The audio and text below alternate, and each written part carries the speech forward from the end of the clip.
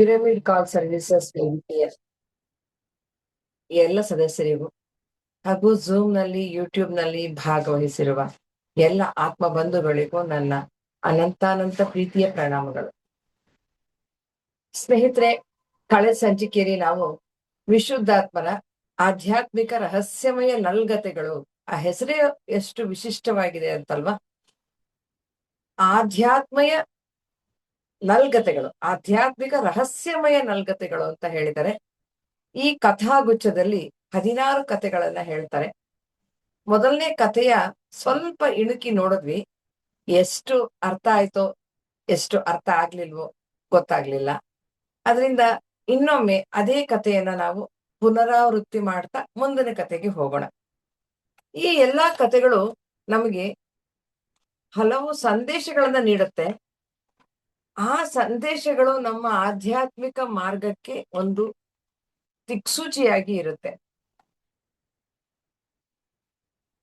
ಈ ಕಥೆಗಳಲ್ಲಿ ಇರುವ ಗೂಢಾರ್ಥವನ್ನ ನಾವು ಗ್ರಹಿಸ್ತಾ ನಮ್ಮ ಆಧ್ಯಾತ್ಮಿಕ ಪಯಣವನ್ನು ನಾವು ಮುಂದುವರಿಸಬಹುದು.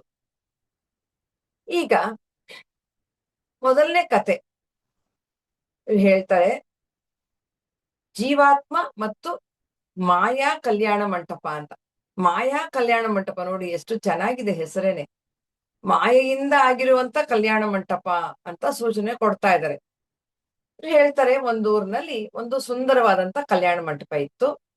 ಜೀವಾತ್ಮ ಏನ್ ಮಾಡ್ದ, ಅದರ ಬಾಗಿಲಿನ ಮೂಲಕ ಒಳಗಡೆ ಹೋಗ್ತಾನೆ. ಬಾಗಿಲನ್ನ ತೆರೆದು ಒಂದು ಬೆಂಕಿ ಕಡ್ಡಿಯನ್ನ ಹಚ್ಚಿ ಅದರ ಒಳಕ್ಕೆ ಎಸಿತಾನೆ. ಅದರಲ್ಲಿದ್ದಂತ ಎಲ್ಲಾ ವಸ್ತುಗಳು ಸುಟ್ಟು ಭಸ್ಮ ಆಗ್ತವೆ. ಆದ್ರೆ ಅದರ ಮೇಲ್ಛಾವಣಿ ಮಾತ್ರ ಹಾಗೆ ಇತ್ತು. ಅದರಲ್ಲಿದ್ದ ವಸ್ತುಗಳೆಲ್ಲ ಸುಟ್ಟು ಬೂದಿಯಾದಾಗ ಜೀವಾತ್ಮ ಮತ್ತು ಅವನ 15 ಜನ ಸಂಗಡಿಗರು ಅದ್ರ ಒಳಗೆ ಹೋಗ್ತಾರೆ. ಅದ್ರ ಒಳಗಡೆಯಿಂದ ಒಂದು ಬೆಟ್ಟ ಕಾಣಿಸ್ತಾ ಇರುತ್ತೆ. ಅವರೆಲ್ಲ ಏನ್ ಮಾಡ್ತಾರೆ, ಆ ಮಂಟಪದ ಒಳ ಗೋಡೆಗಳನ್ನ ಪರೀಕ್ಷೆ ಮಾಡ್ತಾರೆ. ಎಲ್ಲಾ ಸುಟ್ಟಿದ್ರೂ ಕೂಡ ಕಟ್ಟಡ ಮಾತ್ರ ಹಾಗೇ ನಿಂತಿರೋದು ನೋಡಿ ಅವರೆಲ್ಲರಿಗೂ ತುಂಬಾ ಆಶ್ಚರ್ಯ ಉಂಟಾಗುತ್ತೆ. ಅಷ್ಟರಲ್ಲಿ ಅವ್ರ ಗುರುಗಳಾದಂತ ವಿಶುದ್ಧಾತ್ಮರ ಅಲ್ಲಿಗೆ ಬರ್ತಾರೆ. ಅವರೆಲ್ಲ ಕೂಡಿ ತಮಗೆ ಅದರ ರಹಸ್ಯವನ್ನ ತಿಳಿಸ್ಬೇಕು ಅಂತ ಕೋರ್ತಾರೆ. ಅದಕ್ಕೆ ವಿಶುದ್ಧಾತ್ಮರು ಹೇಳ್ತಾರೆ, ಅಲ್ಲಿ ಕಾಣ್ತಾ ಇದೆಯಲ್ಲ ಒಂದು ಬೆಟ್ಟ, ಆ ಬೆಟ್ಟವನ್ನ ಹತ್ತಿದ್ರೆ ನಿಮಗೆ ಗೊತ್ತಾಗತ್ತೆ, ಎಲ್ಲವೂ ತಿಳಿಯುತ್ತೆ ಅಂತ ಹೇಳ್ತಾರೆ. ಮಾರನೇ ದಿನ ವಿಶುದ್ಧಾತ್ಮರು ಆ ಒಂದು ಕಲ್ಯಾಣ ಮಂಟಪಕ್ಕೆ ಬಂದಾಗ ಅಲ್ಲಿದ್ದ ಹೆಂಗಸರೆಲ್ಲರೂ ಅಲ್ಲಿ ಇದ್ದಂತ ನಿಲುಗನ್ನಡಿಯ ಮೇಲೆ, ಅಂದ್ರೆ ಉದ್ದವಾದಂತ ಒಂದು ಕನ್ನಡಿ ಇರುತ್ತೆ. ನಾವೆಲ್ಲ ನೋಡ್ತೀವಲ್ಲ ಚೌಲ್ಟ್ರಿಗಳಲ್ಲಿ, ರೂಮ್ಸ್ ಅಲ್ಲಿ ದೊಡ್ಡ ದೊಡ್ಡ ಕನ್ನಡಿಗಳನ್ನ ಹಾಕಿರ್ತಾರೆ. ಅಂತ ಒಂದು ಕನ್ನಡಿಯ ಮುಂದೆ ನಿಂತ್ಕೊಂಡು ಅಲಂಕಾರ ಮಾಡ್ಕೊಳ್ತಾ ಇರ್ತಾರೆ. ಗಂಡಸರೆಲ್ಲ ಗುಂಪಾಗಿ ನಿಂತು ಮಾತಾಡ್ತಿರೋದು ಮತ್ತು ಮಕ್ಕಳೆಲ್ಲ ಆಟ ಆಡ್ತಾ ಇರೋದನ್ನ ನೋಡ್ತಾರೆ.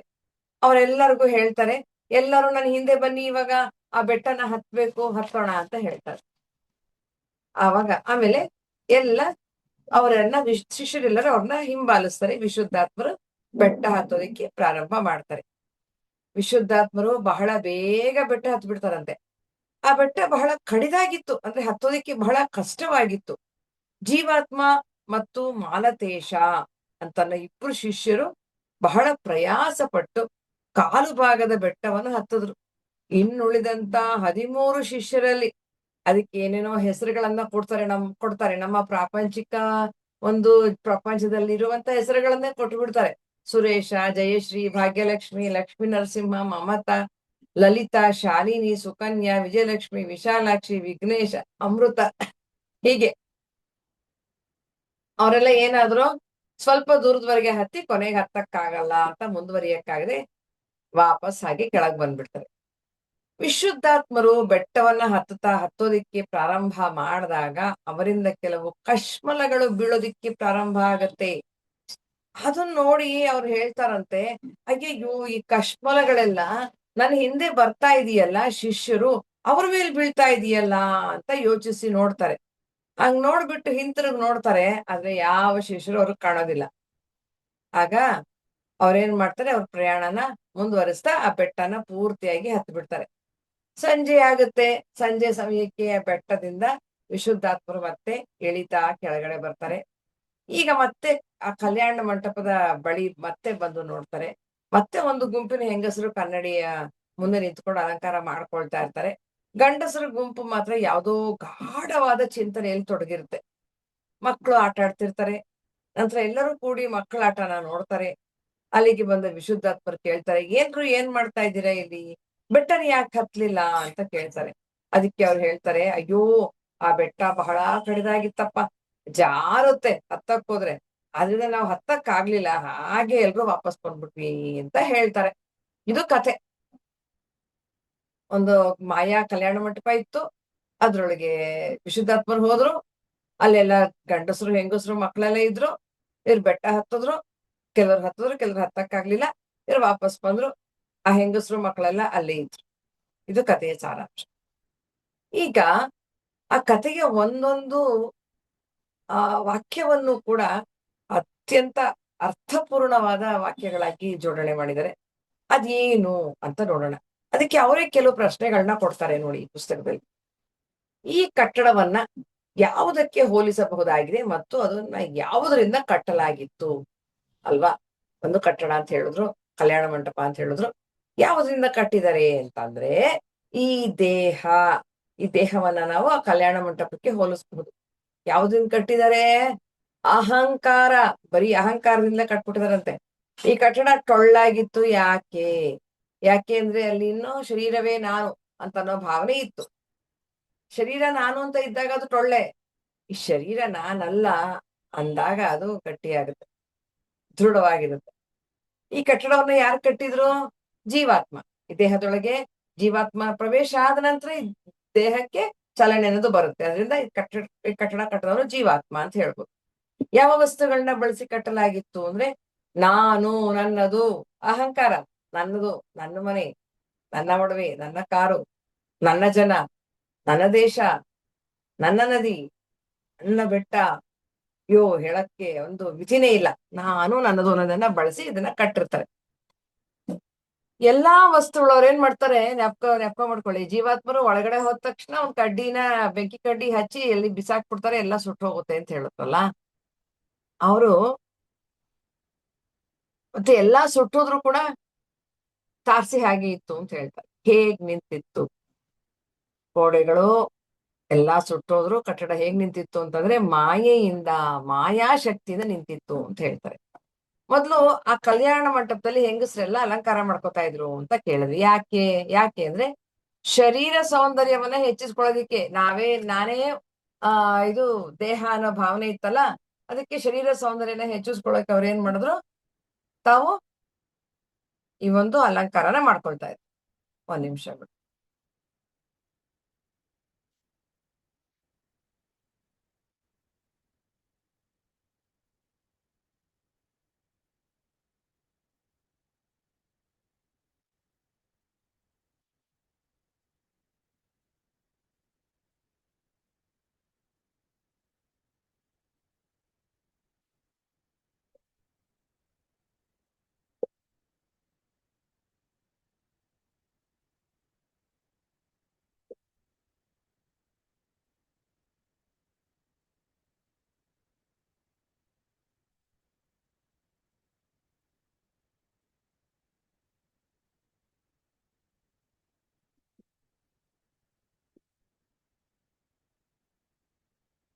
ಆ ನಂತರ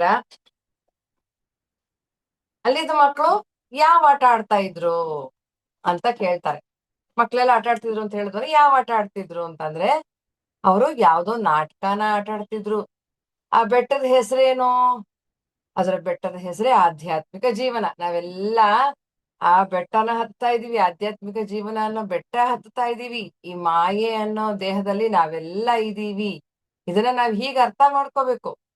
ಮೊದ್ಲು ಅಲ್ಲಿದ್ದ ಗಂಡಸರ ಗುಂಪು ಏನ್ ಯೋಚನೆ ಮಾಡ್ತಾ ಇತ್ತು? ಅವ್ರು ಹೇಳಿದ್ರು, ಗಂಡಸರೆಲ್ಲ ಏನೋ ಯೋಚನೆ ಮಾಡ್ತಾ ಇದ್ರು ಅಂತ. ಏನ್ ಯೋಚನೆ ಮಾಡ್ತಾ ಇದ್ರು ಅಂತಂದ್ರೆ, ಅವರು ಈ ಆಕರ್ಷಣೆ, ಅಲಂಕಾರ ಅನ್ನೋದಿತ್ತಲ್ಲ, ಹೆಂಗಸರೆಲ್ಲ ಅಲಂಕಾರ ಮಾಡ್ಕೊಳ್ತಿದ್ರಲ್ಲ, ಅದನ್ನ ಅವರು ಗಂಡಸರಿಗೆ ಆಕರ್ಷಣೆ ಮಾಡ್ತಾ ಇತ್ತು. ಅದರಿಂದ ಅವರು ತಪ್ಪಿಸ್ಕೊಳ್ಳೋದು ಹೇಗೆ ಅಲ್ವಾ? ಫಸ್ಟ್ ಹೆಂಗಸರ ಬಗ್ಗೆ ಆಕರ್ಷಣೆ ಬೆಳೀತು ಅವರಲ್ಲಿ. ಅದ್ರ ಬಗ್ಗೆ ಯೋಚನೆ ಮಾಡ್ತಾ ಇದ್ರು. ಆಗ ನಂತರ ಆ ಬೆಟ್ಟ ತುಂಬಾ ಕಡದಾಗಿತ್ತು ಅಂತ ಹೇಳಿದ್ರು. ಅಂದ್ರೆ ಒಂಥರ ಹತ್ತೋದಿಕ್ಕೆ ಕಷ್ಟ, ಅಷ್ಟು ಸಲೀಸಾಗಿರ್ಲಿಲ್ಲ ಅಂತ ಹೇಳಿದ್ರಲ್ಲ.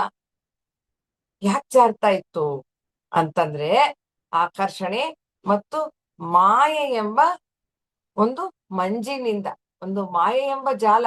ಮಾಯೆಯಿಂದ ಬಿಡಿಸಿಕೊಳ್ಳೋದು ಬಹಳ ಕಷ್ಟ ಸ್ನೇಹಿತರೆ.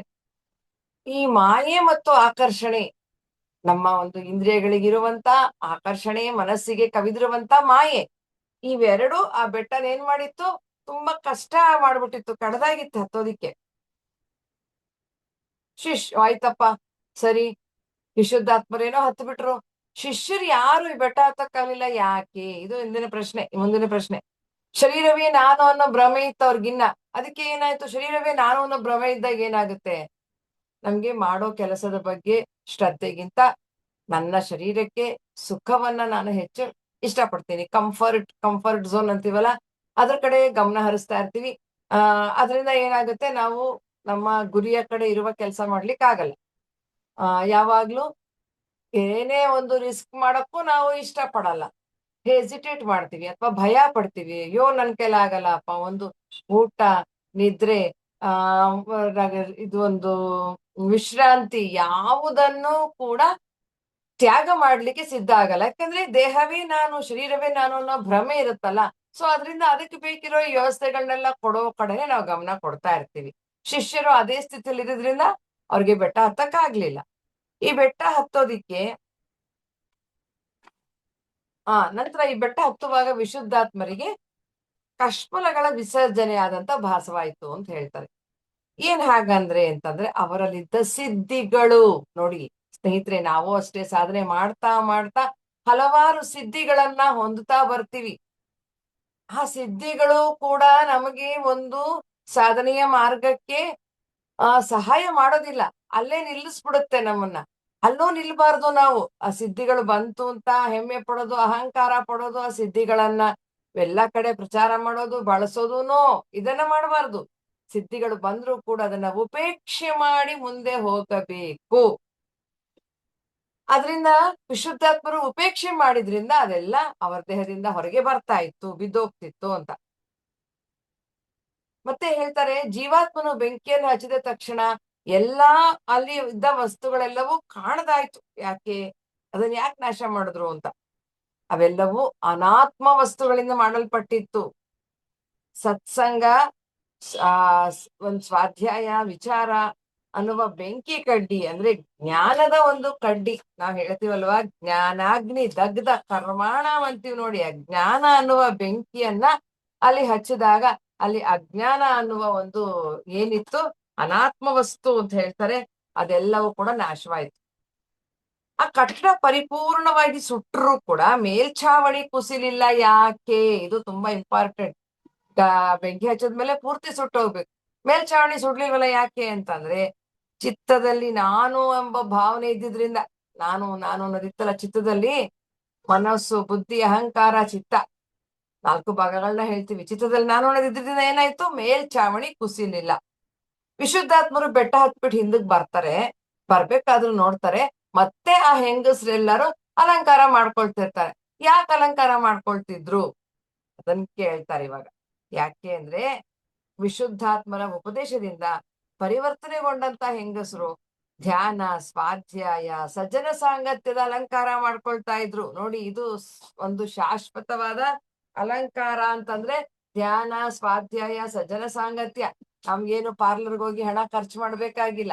ಈ ರೀತಿಯ ಶಾಶ್ವತವಾದ ಅಲಂಕಾರ ಮಾಡ್ಕೊಂಡ್ರೆ ನಮ್ಮ ಮುಖದಲ್ಲಿ ಒಂದು ಕಾಂತಿ, ಕಳೆ ಅಂತ ಅನ್ನೋದು ತನ್ನಷ್ಟಕ್ಕೆ ತಾನೇ ಗೋಚಾರವಾಗತ್ತೆ. ಅದನ್ನ ಮಾಡ್ಕೊಳ್ತಾ ಇದ್ರು ಹೆಂಗಸ್ರೆಲ್ಲ. ಗಂಡಸ್ರೆಲ್ಲ ಈಗ ಏನ್ ಯೋಚನೆ ಮಾಡ್ತಾ ಇದ್ರು, ಆವಾಗ್ಲೇ ಹೋಗ್ಬೇಕಾದ್ರೆ ಅವ್ರು ಹೆಂಗಸರ ಒಂದ್ ಬಗ್ಗೆ ಒಂದು ಆಕರ್ಷಣೆಯಿಂದ ಯೋಚನೆ ಮಾಡ್ತಾ ಇದ್ರು.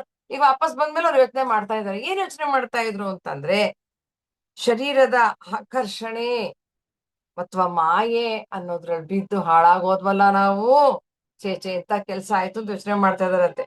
ಮತ್ತೆ ಮಕ್ಕಳೆಲ್ಲರೂ ಯಾವ ಆಟ ಆಡ್ತಾ ಇದ್ರು ಅಂತ ಕೇಳ್ತಾರೆ. ಮಾಯಾಲೀಲೆ ಅಥವಾ ಅಜ್ಞಾನದಲ್ಲಿ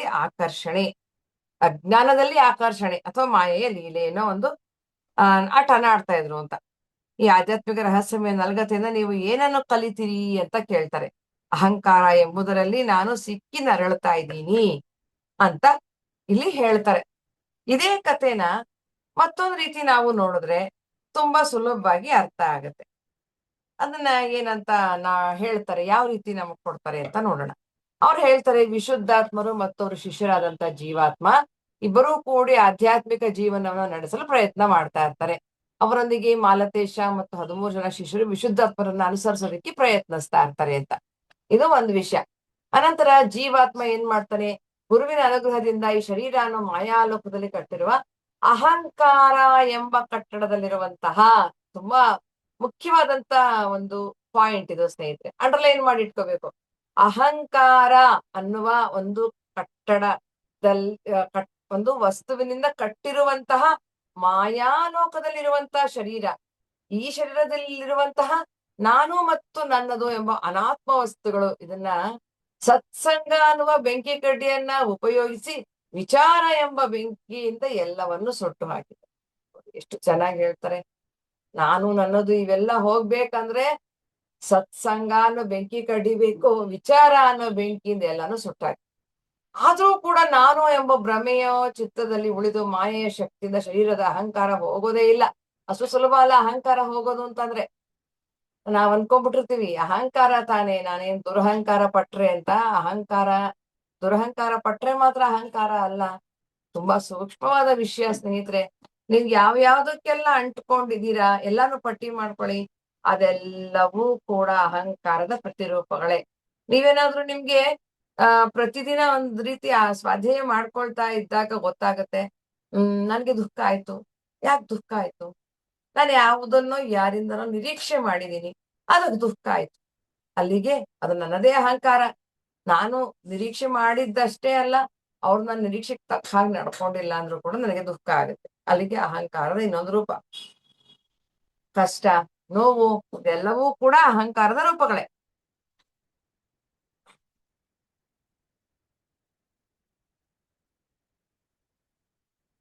ಈಗ ಅಹಂಕಾರ ಅನ್ನೋ ಒಂದು ಇದರಿಂದ ದೇಹದಿಂದ ಒಂದು ಶರೀರದಿಂದ ಅದು ಹೋಗೋದಿಲ್ಲ, ಮಾಯೆಯ ಒಂದು ಶಕ್ತಿಯಿಂದ ಮಾಡಿರುವಂತ ಒಂದಿದು. ಆಗ ಅವನು ತನ್ನ ಗುರುವಾದ ವಿಶುದ್ಧಾತ್ಮರ ಕರುಣೆಯನ್ನ ಅಪೇಕ್ಷಿಸ್ತಾನೆ. ಗುರುಗಳಿಗೆ ಶರಣಾಗ್ಬೇಕು. ಗುರುವಿನ ಗುಲಾಮನಾಗುವ ತನಕ ದೊರೆಯದಣ್ಣ ಮುಕುತಿ ಅಂತ ದಾಸರು ಹೇಳ್ಬಿಟ್ಟಿದ್ದಾರೆ. ಗುರು ಅಂದ್ರೆ ನಾವೆಲ್ಲ ಏನ್ ಹೇಳ್ತೀವಿ, ಯಾವುದೋ ಒಂದು ಕಾಷಾಯ ವಸ್ತ್ರಧಾರಿಗಳಾಗಿ ಕಮಂಡಲವನ್ನ ಧರಿಸಿ, ಒಂದು ಗುರು ಅಂದ್ರೆ ಒಂದು ಡ್ರೆಸ್ ಕೋಡ್ ಇರುತ್ತೆ, ಆತರ ಡ್ರೆಸ್ ಕೋಡ್ ಅಲ್ಲಿ ಬಂದು ನಿಮ್ಗೆ ನಾನು ಆಶೀರ್ವಾದ ಮಾಡೋದು, ನಾನು ನಿಮ್ಗೆ ಒಳ್ಳೇದ್ ಮಾಡ್ತೀನಿ ಅಂತ ಹೇಳೋದು, ಕಾಲಿಗೆ ನಮಸ್ಕಾರ ಮಾಡಿ ಅಂತ ಹೇಳಿದ್ರೆ ಪತ್ರಿಜಿಯವ್ರು ಹೇಳ್ಬಿಟ್ಟಿದ್ದಾರೆ, ಅವ್ರನ್ನ ಯಾರನ್ನೋ ನಂಬಬೇಡಿ, ಅವ್ರ ಕಾಲಿಗೆ ನಮಸ್ಕಾರ ಮಾಡ್ಬೇಡಿ, ಆ ತರ ಹೇಳ್ದವನ್ ಗುರುವೇ ಅಲ್ಲ ಅಂತ. ಹಾಗಾಗಿ ಇಲ್ಲೂ ಕೂಡ ಗುರು ಪರಂಪರೆ ಅಂತ ಇದ್ರು, ಗುರುಗಳ ಪರಂಪರೆಗೆ ಆ ರೀತಿ ಶಿಷ್ಯ ಪರಂಪರೆಯಾಗಿ ಸೇರ್ಪಡೆಗೊಳ್ಳಿ ಅಂತ ಹೇಳೋದಿಲ್ಲ. ಇಲ್ಲಿ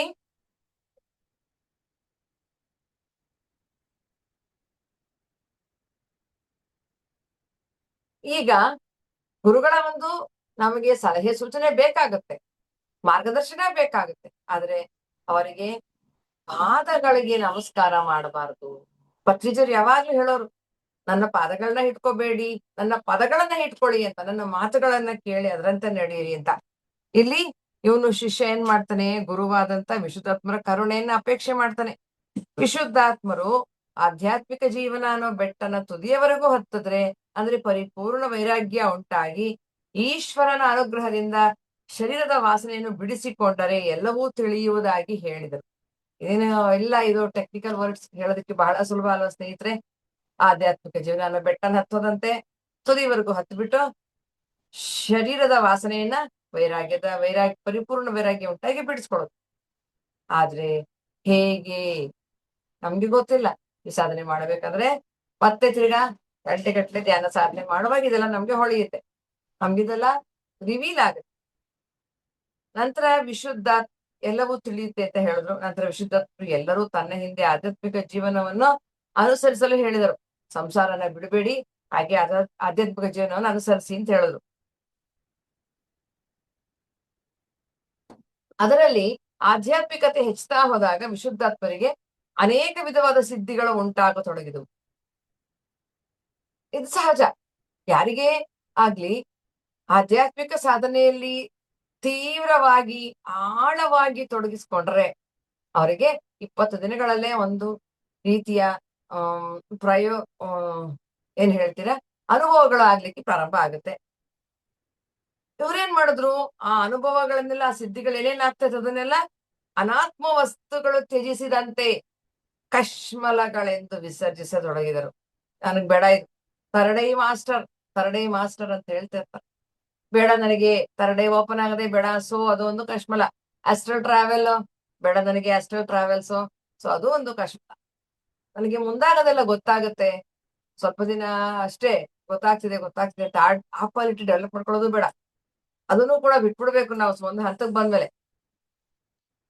ಈ ಸಿದ್ಧಿಗಳನ್ನ ವರ್ತಿಸಬೇಕು, ಅದರ ಆಕರ್ಷಣೆಗೆ ಒಳಗಾಗಬಾರದು, ಅದಕ್ಕಾಗಿ ಬಹಳ ಎಚ್ಚರಿಕೆಯಿಂದ ಇರಬೇಕು ಅಂತ ಹೇಳ್ಕೊಟ್ರು ಶಿಷ್ಯರಿಗೆ. ವಿಶುದ್ಧಾತ್ಮರು ಬಹಳ ವೇಗವಾಗಿ ತ್ಯಾಗ ವೈರಾಗ್ಯಗಳನ್ನ ಅನುಸರಿಸಿ ಮುಂದೆ ನಡೆದ್ರು. ಆದ್ರೆ ಅವ್ರ ಶಿಷ್ಯರವರು ಬಹಳ ಕಷ್ಟದಿಂದ ಹಿಂದೆ ಉಳ್ಕೊಂಡ್ಬಿಟ್ರು. ನಂತರ ಅವರು ಮತ್ತೆ ಒಂದು ಬಾರಿ ಕೆಳಗೆ ಇಳಿದು ಬಂದು ಶಿಷ್ಯರು ಏನ್ ಮಾಡ್ತಾ ಇದ್ದಾರೆ ಅಂತ ನೋಡಿದ್ರೆ, ಹೆಂಗಸರೆಲ್ಲರೂ ತಾವು ಮಾಡಿದ ತಪ್ಪುಗಳನ್ನ ತಿದ್ದುಕೊಳ್ಳೋ ಪ್ರಯತ್ನದಲ್ಲಿ ಇದ್ರು. ಏನ್ ತಪ್ಪು ಮಾಡಿದ್ರು ಹೆಂಗಸರೆಲ್ಲ? ದೇಹ ಸೌಂದರ್ಯಕ್ಕೆ ಒಳಗಾಗಿ ಇದರ ಆಕರ್ಷಣೆಗೆ ಬಿದ್ದು ತಮ್ಮ ಸಮಯನ ವ್ಯರ್ಥ ಮಾಡ್ಕೊಳ್ತಾ ಇದ್ರು. ಗಂಡಸರೆಲ್ಲ ಏನ್ ಮಾಡ್ತಾ ಇದ್ರು? ಆತ್ಮ ವಿಚಾರವನ್ನ ಮರೆತು ಹಾಳಾದ್ವೆಲ್ಲ ಅಂತ ಮರಗ್ತಾ ಇದ್ರು. ಅಯ್ಯೋ, ಇಷ್ಟು ವಯಸ್ಸಾಗೋಯ್ತು, ಇಷ್ಟೆಲ್ಲ ಪ್ರಾಬ್ಲಮ್ಸ್ ಆಗೋಯ್ತು, ಜೀವನದಲ್ಲಿ ಇನ್ನೂ ಏನು ಸಾಧನೆ ಮಾಡ್ಲಿಲ್ವಲ್ಲ ನಾನು ಅಂತ ಅವಾಗ ಕೊರಕಕ್ಕೆ ಶುರುವಾಗುತ್ತಂತೆ. ಇವರೆಲ್ಲರ ಚಿಂತನೆಗಳನ್ನು ಸರಿಪಡಿಸಲು ಅಲಿದ ಮಕ್ಕಳು ಮಾಯಾಲೀಲೆ ವಾಗ್ದಾನದಲ್ಲಿ ಆಕರ್ಷಣೆಯ ನಾಟಕವನ್ನು ಮಾಡಿ ತೋರಿಸ್ತಾ ಇದ್ರು. ಆಯ್ತು, ಮಕ್ಳೇನ್ ಮಾಡೋದಂತೆ, ಎಲ್ಲರಿಗೂ ಏನ್ ಬೇಜಾರ್ ಮಾಡ್ಕೋಬಿಡಿ, ನಾವು ಡ್ರಾಮಾ ಮಾಡ್ತೀವಿ ಅಂತ ಹೇಳಿ ಅವರು ಇವಾಗ ಮಾಯಾ ಲೀಲೆ ಅಥವಾ ಅಜ್ಞಾನದಲ್ಲಿ ಆಕರ್ಷಣೆಯನ್ನು ಒಂದು ನಾಟಕ ಮಾಡಿದ್ರು. ಆಗ ಎಲ್ಲರೂ ವಿಶುದ್ಧಾತ್ಮರಿಗೆ ಹೇಳಿದ್ರಂತೆ, ಎಲ್ಲರಿಗೂ ವಿಶುದ್ಧಾತ್ಮರು ಹೇಳಿದ್ರು, ಏನೂ ಚಿಂತೆ ಮಾಡ್ಬೇಡಿ, ನೀವೆಲ್ಲರೂ ಈಶ್ವರನ ಪ್ರಾರ್ಥನೆಯನ್ನ ಮತ್ತು ನಮ್ಮ ಆಚಾರ್ಯರುಗಳ ಮತ್ತು ಮಹರ್ಷಿಗಳ ಆಶೀರ್ವಾದವನ್ನು ಪಡೆಯಲು ಸರ್ವತಾ ಪ್ರಯತ್ನ ಮಾಡಿದೀರಾ. ಈ ಮಾಯೆ ಎಂಬ ಬಲೆಯಿಂದ ಬರಬಹುದು ಮತ್ತು ಚಿತ್ತಶುದ್ಧಿಯನ್ನ ಪಡೆಯಬಹುದು ಅಂತ ಎಲ್ಲರಿಗೂ ಸಮಾಧಾನವನ್ನ ಮಾಡ್ತಾರೆ. ಇದರಿಂದ ನಮಗ್ ತಿಳಿಯೋದೇನಪ್ಪಾ ಅಂದ್ರೆ, ನಾವು ಮಾಯೆಯ ಸುಳಿಯಲ್ಲಿ ಸಿಕ್ಕಾಕೊಂಡು ಅಹಂಭಾವವನ್ನು, ಶರೀರವೇ ನಾನು ಅಂತ ಭ್ರಮೆನ ಬೆಳೆಸ್ಕೊಂಡ್ಬಿಟ್ಟಿರ್ತೀವಿ. ಇದನ್ನ ಕಡಿಮೆ ಮಾಡ್ಕೊಳ್ಳೋದಕ್ಕೆ ನಾವು ಸರ್ವಥಾ ಪ್ರಯತ್ನ ಮಾಡ್ಬೇಕು ಅಂತ ಹೇಳ್ತಾರೆ. ಇದು ಮೊದಲನೇ ಕಥೆಯ ಒಂದು ಅಂಶ, ಸಾರಾಂಶ. ಇದ್ರ ಬಗ್ಗೆ ಏನಾದ್ರೂ ಪ್ರಶ್ನೆಗಳಿದ್ರೆ ಇಲ್ಲೇ ಕೇಳ್ಬಿಡ್ಬೋದು. ಮುಂದಿನ ಕಥೆಗೆ ಹೋಗೋಕ್ ಮುಂಚೆ ಏನಾದ್ರೂ ಸಂಶಯ ಇದ್ರೆ ಹ್ಯಾಂಡ್ ರೈಸ್ ಮಾಡ್ಬಿಡಿ. ಯಾಕಂದ್ರೆ ಮತ್ತೆ ಮುಂದಿನ ಕತೆ ಹೋದಾಗ ಹಿಂದಿನ ಕತೆ ಅರ್ಥ ಆಗಿಲ್ಲ ಅಂದ್ರೆ ಅದು ಅರ್ಥ ಆಗಲ್ಲ. ಎಸ್ ಯಾರಿಗಾದ್ರೆ ಮಾಸ್ಟರ್ಸ್, ಏನಾದ್ರು ಡೌಟ್ಸ್ ಇದೆಯಾ? ಯಾರಿಗಾದ್ರೂ ಪ್ರಶ್ನೆಗಳಿದ್ರೆ, ಡೌಟ್ಸ್ ಇದ್ರೆ, ಅರ್ಥ ಆಗಿಲ್ಲ ಅಂದ್ರೆ ಕ್ವಶನ್ಸ್ ಮಾಡ್ಬೋದು ಮಾಸ್ಟರ್ಸ್. ಹ್ಯಾಂಡ್ ರೈಸ್ ಮಾಡ್ಕೊಳ್ಳಿ. ಇಲ್ಲಿವರೆಗೂ ಆಗಿರೋ ಈ ಕತೆಗೆ ಸಂಬಂಧಪಟ್ಟಿದ ಡೌಟ್ಸ್ ಇದ್ರೆ ಮಾತ್ರ ಹ್ಯಾಂಡ್ ರೈಸ್ ಮಾಡಿ. ಬೇರೆ ಜನರಲ್ ಕ್ವಶನ್ಸ್, ಬೇರೆ ಕ್ವಶನ್ಸ್ ಇದ್ರೆ ಕೊನೆಯಲ್ಲಿ ನೋಡೋಣ. ಏನು ಇಲ್ಲ ಅಂದ್ರೆ ಮುಂದಕ್ಕೆ ಹೋಗೋಣ. ಎಸ್ ಮ್ಯಾಮ್, ಕಂಟಿನ್ಯೂ ಮಾಡಿ ಮ್ಯಾಮ್, ಓಕೆ. ಕಂಟಿನ್ಯೂ ಮಾಡಿ. ಹಾ, ಓಕೆ. ಈಗ ಮುಂದಿನ ಕತೆಗೆ ಹೋಗೋಣ. ಮುಂದಿನ ಕತೆ ಅವರು ಡೇಟ್ ಸಮೇತ ಹಾಕಿದ್ದಾರೆ. ಎಷ್ಟು ಅದ್ಭುತವಾದಂತ ಒಂದು ಪುಸ್ತಕ ಅಂತ ಹೇಳ್ಬೋದು. ಇದು ಅವರಿಗೆ ಆಗಿದ್ದು 29ನೇ ದಿನಾಂಕ 7ನೇ ತಿಂಗಳು 2011ನೇ ಇಸ್ವಿಯಲ್ಲಿ, 15 ವರ್ಷದ ಕೆಳಗೆ. ಇದೆಲ್ಲ ಅವರ ಜೀವನದಲ್ಲಿ ನಡೆದಿರುವಂತ ಅನುಭವಗಳು. ಅವರು ಹೇಳುವ ಈ ಕಥೆಯ ಹೆಸರು ಜೀವಾತ್ಮ ಮತ್ತು ಮಾಯಾನಗರಿ. ಏನ್ ಹೇಳ್ತಾರೆ ಈ ಕಥೆಯಲ್ಲಿ ಅಂತ ಹೇಳೋಣ. ಜೀವಾತ್ಮನು ಶಿವಲೋಕವನ್ನು ಬಿಟ್ಟು ಬ್ರಹ್ಮಲೋಕವನ್ನು ಸೇರುವ ಮಾರ್ಗದಲ್ಲಿ ಒಂದು ಊರಿನ ಕೋಟೆಯ ಬಾಗಿಲ ಬಳಿಗೆ ಬಂದನು. ಅಲ್ಲಿ ಒಬ್ಬಳು ಅಪ್ರತಿಮ ಸುಂದರಿಯು ನಿಂತಿದ್ದಳು. ಅವಳು ಬಹಳ ಬುದ್ಧಿವಂತೆಯಾಗಿದ್ದಳು. ನಂತರ ಅಲ್ಲಿಗೆ ಬಂದ ಜೀವಾತ್ಮನು ಆ ಸುಂದರಿಯನ್ನು ಮಾಯಾನಗರವನ್ನು ದಾಟಲು ದಾರಿಯನ್ನು ಕೇಳಿದನು. ಆದ್ರೆ ಅವಳು ಜೀವಾತ್ಮನನ್ನು ತನ್ನ ಮನೆಗೆ ಕರೆದುಕೊಂಡು ಬಂದು ಆ ದಿನ ಅಲ್ಲಿಯೇ ಉಳಿಯಲು ಪ್ರಾರ್ಥಿಸಿದಳು. ಕೆಲವು ದಿನಗಳ ಹಿಂದೆ ನಡೆದ ಒಂದು ಘಟನೆಯನ್ನು ಅವನಿಗೆ ಹೇಳತೊಡಗಿದಳು. ಇದರ ಜೀವಾತ್ಮ ಶಿವಲೋಕದಲ್ಲಿ ಇದ್ದ, ಅದನ್ನ ಬಿಟ್ಟು ಬ್ರಹ್ಮಲೋಕಕ್ಕೆ ಹೋಗ್ತಾನೆ. ಹೋಗ್ಬೇಕಾದ್ರೆ ದಾರಿಲಿ ಒಂದು ಊರಿನ ಕೋಟೆ ಬಾಗಿಲು ಬಳಿಗೆ ಬರ್ತಾನೆ. ಅಲ್ಲೊಬ್ಳು ಅಪ್ರತಿಮವಾದ ಸುಂದರಿ ನಿಂತಿರ್ತಾಳೆ. ಅವಳು ತುಂಬಾ ಬುದ್ಧಿವಂತೆ ಆಗಿರ್ತಾಳೆ. ಅಲ್ಲಿಗೆ ಬಂದ ಜೀವಾತ್ಮ ಆ ಸುಂದರಿಯನ್ನ ಮಾಯಾನಗರನ ದಾಟೋದಿಕ್ಕೆ ದಾರಿ ಕೇಳ್ತಾನೆ. ಅದಕ್ಕೆ ಅವಳು ಹೇಳ್ತಾಳೆ, ಇಷ್ಟು ದೂರ ಬಂದಿದ್ಯಾ ದಣದು, ನಮ್ಮ ಮನೆಗ್ ಬಾ, ಅಲ್ಲಿ ನೀನ್ ನಮ್ಮನೇಲಿದ್ದು ಒಂದು ದಿನ, ಆಮೇಲೆ ಮುಂದಕ್ಕೆ ಹೋಗು ಅಂತ ಪ್ರಾರ್ಥನೆ ಮಾಡ್ತಾಳೆ. ಸೊ ಆ ನಂತರ ಅವ್ರ ಮನೆಗ್ ಬಂದಾಗ ಅವಳು ಒಂದು ಘಟನೆಯನ್ನ ಹೇಳ್ತಾಳೆ. ಬಹಳ ಹಿಂದೆ ನಡೆದಂತ ಒಂದು ಘಟನೆ. ನನಗೆ ಒಬ್ಬ ಮಹಾ ಮೂರ್ಖನಾದ ಮಗ ಇದ್ದಾನೆ. ಪ್ರತಿದಿನವೂ ಅವನನ್ನು ನಾನು ನೋಡಿದಾಗ ಬಹಳ ದುಃಖ ಉಂಟಾಗತ್ತೆ. ಕೆಲವು ದಿನಗಳ ಹಿಂದೆ ಒಬ್ಬ ಮಹಾತ್ಮರು ಇಲ್ಲಿಗೆ ಬಂದಿದ್ರು. ಆ ತಾಯಿ ವಿಶುದ್ಧಾತ್ಮರಲ್ಲಿ ಈ ಕಥೆಯನ್ನ ಹೇಳ್ತಾ ಇದ್ದಾರೆ.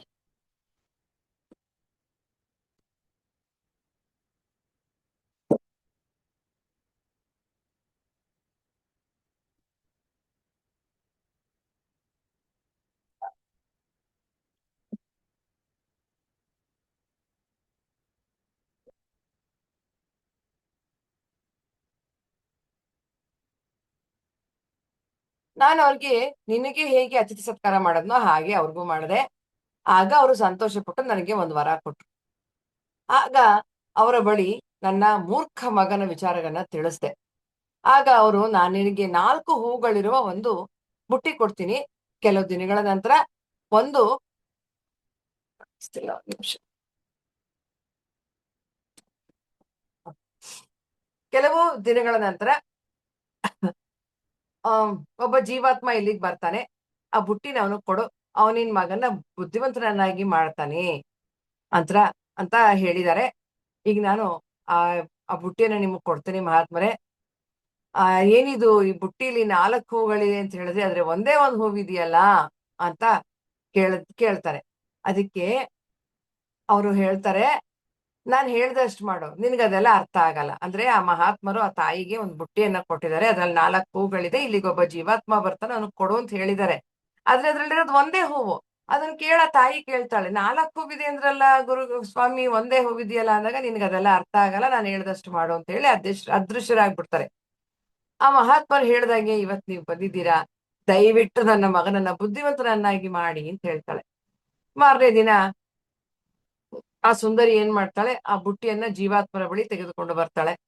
ಆ ಜೀವಾತ್ಮನ ಇದ್ರಲ್ಲಿ ಒಂದೇ ಒಂದು ಹೂವಿದೆಯಲ್ಲ ಅಂತ ಮನಸ್ಸಿನಲ್ಲಿ ಚಿಂತೆ ಮಾಡ್ತಾರೆ. ಆಗ ಅವನ ಅಂತರ್ವಾಣಿ ಹೇಳುತ್ತೆ, ಇದ್ರಲ್ಲಿ ಒಂದು ಹೂವು ಮಾತ್ರ ಇದರಿಂದ ಚಿಂತೆ ಮಾಡ್ಬೇಡ, ನೀನು ಮಿಕ್ಕ ಹೂವುಗಳನ್ನ ಒಂದೊಂದಾಗಿ ಯಾವಾಗ ಜ್ಞಾಪಿಸ್ಕೊಳ್ತೀಯೋ ಆಗ ಅವು ನಿನ್ನ ಕಣ್ಣಿಗೆ ಗೋಚರವಾಗಿ ನಿನಗೆ ಸಹಾಯವನ್ನು ಮಾಡ್ತವೆ ಅಂತ ಹೇಳುತ್ತೆ. ಅವರ ಅಂತರಾತ್ಮ ಹೇಳುತ್ತೆ, ಅಂತರ್ವಾಣಿ. ನಂತರ ಸುಂದರಿ ಏನ್ ಮಾಡ್ತಾಳೆ, ಜೀವಾತ್ಮನನ್ನ, ಬನ್ನಿ ನಮ್ಮ ಮಾಯಾನಗರಿಯಲ್ಲಿ ನಾಳೆಯ ದಿನ ಒಂದು ಮದುವೆ ನಡೆಯುತ್ತೆ ಅಂತ ಹೇಳಿ ಒಂದು ಕಲ್ಯಾಣ ಮಂಟಪದ ಬಳಿ ಕರೆದುಕೊಂಡು ಹೋಗ್ತಾಳೆ. ಆ ಮಂಟಪದ ಒಳಗೆ 6 ಅಡಿ ಉದ್ದದ ಒಂದು ದೀಪಸ್ತಂಭ ಇರುತ್ತೆ. ಅದನ್ನ ನೋಡ್ಬಿಟ್ಟು ಜೀವಾತ್ಮ ಕೇಳ್ತಾನೆ, ಇದೇನಿದು ದೀಪಸ್ತಂಭ ಬಹಳ ಜಿಡ್ಡಿನಿಂದ ಇದೆಯಲ್ಲ, ಇದನ್ನ ಬಹಳ ವರ್ಷಗಳ ಕಾಲ ತೊಳೆದಿಲ್ಲ ಅಂತ ಅನ್ಸುತ್ತೆ ಅಂದಾಗ, ಅದಕ್ಕೆ ಸುಂದರಿ ಏನೂ ಮಾತಾಡದೆ ಸುಮ್ಮನೆ ಇರ್ತಾಳೆ. ಆ ಇಡೀ ಮಾಯಾನಗರಿಯೇ ಅವಳ ಅಧಿಕಾರದ ಅಡಿಯಲ್ಲಿ ಇತ್ತು. ಜೀವಾತ್ಮನು ಆ ದೀಪಸ್ತಂಭವನ್ನು ಸ್ಪರ್ಶಿಸ್ತಾನೆ. ಅಷ್ಟರಲ್ಲಿ ಒಂದು ಆಶ್ಚರ್ಯ ನಡೆಯುತ್ತೆ. ತಕ್ಷಣವೇ ಆ ದೀಪವು ಇದ್ದಕ್ಕಿದ್ದ ಹಾಗೆ ಸುಂದರವಾಗಿ ಹೊಳೆಯಲು ಪ್ರಾರಂಭಿಸುತ್ತೆ. ನಂತರ ಎಣ್ಣೆಯೇ ಇಲ್ಲದೆ ಕೇವಲ ಒಂದು ಬತ್ತಿ ಮಾತ್ರ ಕಾಣಿಸಿಕೊಂಡು ಪ್ರಕಾಶವಾಗಿ ಉರಿಯಲು ಪ್ರಾರಂಭಿಸುತ್ತೆ. ಆಗ ಮಾಯಾ ನಗರಿಯೇ ಪ್ರಕಾಶಮಯವಾಗಿ ಸೂರ್ಯನೇ ಉದಯಿಸಿ ಬಂದಂತೆ ಆಗುತ್ತೆ. ಇದನ್ನ ನೋಡಿ ಜೀವಾತ್ಮ ಕೇಳ್ತಾನೆ ಸುಂದರಿನ, ಏನಿದು ಹೀಗೆಲ್ಲ ನಡೆದು ಹೋಯ್ತಲ್ಲ ಅಂತ ಕೇಳ್ತಾನೆ. ಸುಮ್ನೆ ಮುಟ್ಟಿದ ತಕ್ಷಣ ಅಷ್ಟು ಎಣ್ಣೆ ಕಂಟಾಗಿದ್ದು, ಬಹಳ ವರ್ಷಗಳಿಂದ ತೊಳೆದೇ ಇಲ್ಲ ಅಂತ ಇದ್ದಂಥದ್ದು ಹೊಳೆಯೋದಕ್ಕೆ ಪ್ರಾರಂಭ ಆಗಿ ದೀಪಗಳು ಕೂಡ ಹೊತ್ಕೊಂಡು ಒಂದು ಮ್ಯಾಜಿಕ್ ಮಿರಾಕಲ್ ಅನ್ಬೋದು, ಆ ರೀತಿ ಆಗಕ್ಕೆ ಸಾಧ್ಯ ಆಗೋಯ್ತಲ್ಲ ಹೇಗೆ ಅಂತ ಕೇಳಿದಾಗ, ಇದು ಅದ್ಭುತವಾದಂತ ಮಾಯಾದೀಪ ಅಂತ ಹೇಳ್ತಾಳಾಕೆ. ಆ ನಂತರ ಸುಂದರಿ ಏನ್ ಮಾಡ್ತಾಳೆ, ತನ್ ಮಗನ್ ತೋರಿಸಿ ಇವನೇ ನನ್ ಮಗ ಅಂತ ಪರಿಚಯ ಮಾಡ್ತಾಳೆ. ಜೀವಾತ್ಮ ಅಲ್ಲಿ ಸುತ್ತ ನೋಡ್ತಾನೆ. ಸುಮಾರು 10 ಬೆಟ್ಟಗಳಿರ್ತವೆ. ಅದ್ರಲ್ಲಿ ಕೆಲವು ನಿರಂತರವಾಗಿ ಕಾಣುತ್ತೆ, ಕೆಲವು ಕಾಣಲ್ಲ. ಸುಂದರಿ ಮಗ ಪೆದ್ದುಗೊಂಡ ಆ 10 ಬೆಟ್ಟಗಳಲ್ಲಿ ಒಂದನ್ನ ಹಿಂದೊಮ್ಮೆ ಹತ್ತಿ ಅದ್ರ ಮೇಲೆ ಕುಳಿತು ತಾನು ಕುಳಿತುಕೊಳ್ಳೋ ಜಾಗನ ಸುಟ್ಕೊಂಡಿದ್ದಾನೆ. ಸೂರ್ಯನ ಶಾಖಕ್ಕೆ ಹೆದರಿ ಮತ್ತೆಂದೂ ಆ ಬೆಟ್ಟನ ಹತ್ತೋದೇ ಇಲ್ಲ. ಕೊನೆ ಪಕ್ಷ ಅದೇನೆಂದು ತಿಳಿದುಕೊಳ್ಳೋದು ಕೂಡ ಹೋಗಲ್ಲ. ಅಂದ್ರೆ ಅವನ ಮಗ ದಡ್ಡನಾಗಿದ್ದಂತ ಮಗ ಬೆಟ್ಟ ಹತ್ತಕ್ ಹೋಗಿ ಸೂರ್ಯನ ಶಾಖದಿಂದ ಅವನಿಗೆ ಸುಟ್ಕೊಂಡ್ಬಿಟ್ಟಿರ್ತಾನೆ ಕೂತ್ಕೊಳ್ಳೋ ಜಾಗನ. ಅವನು ಪೃಷ್ಠಭಾಗನ ಸುಟ್ಟೋಗಿರುತ್ತೆ. ಅದ್ರಿಂದ ಅವನಿಗೆ ಸೂರ್ಯನ ಶಾಖ ಅಂದ್ರೆ ಭಯ ಆಗ್ತಾ ಇರುತ್ತೆ. ಅವ್ನು ಮತ್ತೆ ಆ ಬೆಟ್ಟ ಇನ್ಯಾವತ್ತೂ ಹತ್ತೋದಿಕ್ಕೆ ಹೋಗಲ್ಲ. ಈಗ ಜೀವಾತ್ಮ ಏನ್ ಮಾಡ್ತಾನೆ, ಆ ಬುಟ್ಟಿನ ತಗೊಂಡು ಆ ಪೆದ್ದುಗುಂಡನ ಕರ್ಕೊಂಡೋಗಿ ಆ ಬೆಟ್ಟಗಳ ಸಮೀಪ ಬರ್ತಾನೆ. ಆದ್ರೆ ಮೂರ್ಖ ಆ ಪೆದ್ದುಗುಂಡನಿಗೆ ಈಗ್ಲೂ ಅದ್ರ ಹತ್ರ ಹೋಗೋದಿಕ್ಕೆ ಭಯ. ಜೀವಾತ್ಮ ಏನ್ ಮಾಡ್ತಾನೆ, ಅವನು ಬಳಿ ಇದ್ದಂತ ಹೂಗಳನ್ನ ಒಂದೊಂದಾಗಿ ಪ್ರಾರ್ಥನೆಯ ಮೂಲಕ ಉಪಯೋಗಿಸಿ ಆ ಪೆದ್ದುಗುಂಡನನ್ನ ಬುದ್ಧಿವಂತನನ್ನಾಗಿ ಮಾಡ್ತಾನೆ ಅಂತ. ನಂತರ 10 ಬೆಟ್ಟಗಳ ವಿಶೇಷತೆಗಳನ್ನ ತಿಳಿಸಿ ಅವನನ್ನ ಜ್ಞಾನಿಯನ್ನಾಗಿ ಮಾಡ್ತಾನೆ. ನಂತರ ಎಲ್ರೂ ಕೂಡಿ ಆ ಕಲ್ಯಾಣ ಮಂಟಪದ ಬಳಿಗೆ ಹಿಂತಿರುಗಿ ಬರ್ತಾರೆ. ಜೀವಾತ್ಮ ಅಲ್ಲಿ ಮದುವೆ ನಡೀತಾ ಇದೆ ಅಂತ ಭಾವಿಸ್ತಾನೆ. ಆದ್ರೆ ಇಲ್ಲಿ ಯಾವುದೋ ಒಂದು ಸಮಾರಂಭ ನಡೆಯೋದಕ್ಕೆ ತಯಾರಿಗಳು ನಡೀತಾ ಇರುತ್ತೆ, ಆದ್ರೆ ಮದುವೆ ಅಲ್ಲ. ಆಗ ಸುಂದರಿ ಜೀವಾತ್ಮನ 3 ಪ್ರಶ್ನೆಗಳನ್ನ ಕೇಳ್ತಾಳೆ. ಅದಕ್ಕೆ ಜೀವಾತ್ಮ ಉತ್ತರಗಳನ್ನ ಅದು ಪ್ರಾಪಂಚಿಕಕ್ಕೂ ಮತ್ತೆ ಆಧ್ಯಾತ್ಮಿಕಕ್ಕೂ ಅನ್ವಯಿಸೋ ಹಾಗೆ ಹೇಳ್ತಾನೆ. ಇಲ್ಲಿಗೆ ಈ ನಾಲ್ಗತೆ ಮುಗಿಯುತ್ತೆ ನೋಡಿ, ಎಷ್ಟು ಕೋಡೆಡ್ ಲ್ಯಾಂಗ್ವೇಜ್ ಅಲ್ಲಿ ಕೊಟ್ಟಿದ್ದಾರೆ ಇದನ್ನ. ಏನಿದ್ರ ಅರ್ಥ ಅಂತ ನೋಡೋಣ. ಇಷ್ಟೇ ಈ ಕತೆ. ಅವಾಗ ಇದು ದಡ್ಡ ಇದ್ದ, ಒಂದ್ ಬುಟ್ಟಿ ಕೊಟ್ಟಿದ್ರು, ಹೂವಿತ್ತು, ಅದನ್ನೊಬ್ಬ ಜೀವಾತ್ಮ ಬರ್ತಾನೆ ಅವನು ಕೊಡು ಅಂತ ಹೇಳಿದ್ರು. ಇದು ಕತೆ. ಆದ್ರೆ ಈಗ ಇದರ ಅರ್ಥ ಏನು, ಇದಕ್ಕೆ ಏನು ಪ್ರಶ್ನೆಗಳು ಹಾಕಿದ್ದಾರೆ ಅಂತ ನೋಡೋಣ.